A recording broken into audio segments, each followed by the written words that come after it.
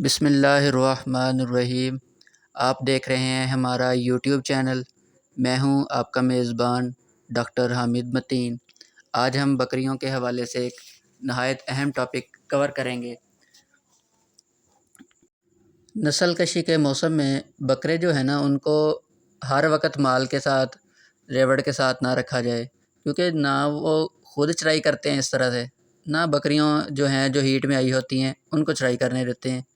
اس لیے بہتر یہی رہتا ہے کہ آپ اس کا کوئی ٹائم فکس کر لیں، مطلب صبح کے وقت اور شام کے وقت مخصوص ٹائم دیں تاکہ اس میں وہ اپنی بریڈنگ کر سکیں۔ بکرے جو ہیں ان کی تعداد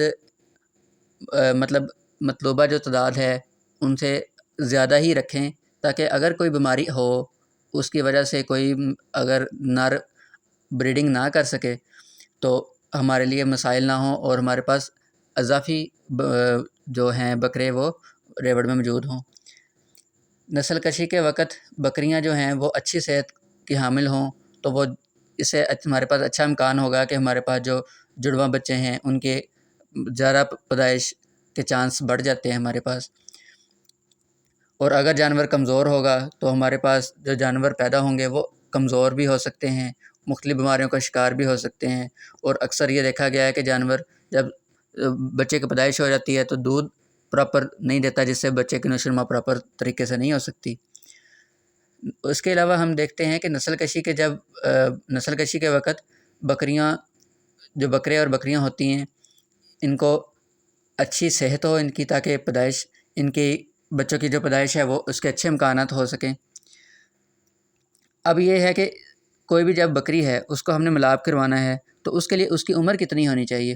اگر ٹیڈی بکری کی ہم بات کرتے ہیں تو کم از کم اس کے لیے 6 ماہ کی عمر ہو اور اس کا تقریباً 14-15 کلو گرام وزن ہو۔ اور اگر ہم بیتل بکری یا ڈیرا دیر پناہ یا ناچی کی بکری کی بات کریں تو یہ کم از کم 1 سال کی ہو اور وزن تقریباً اس کا 32 کلو گرام ہو تو زیادہ بہتر رہے گا۔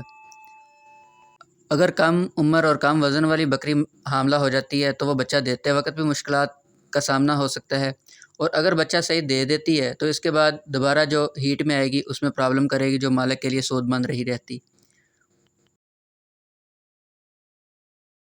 مزید معلومات اور رہنمائی کے لیے کمنٹ باکس میں رابطہ کر سکتے ہیں۔ اگر آپ کو ہماری کاوش پسند آئی ہے تو چینل کو لائک اور سبسکرائب کر دیں تاکہ مزید آنے والی ویڈیو بر وقت آپ تک پہنچ سکے۔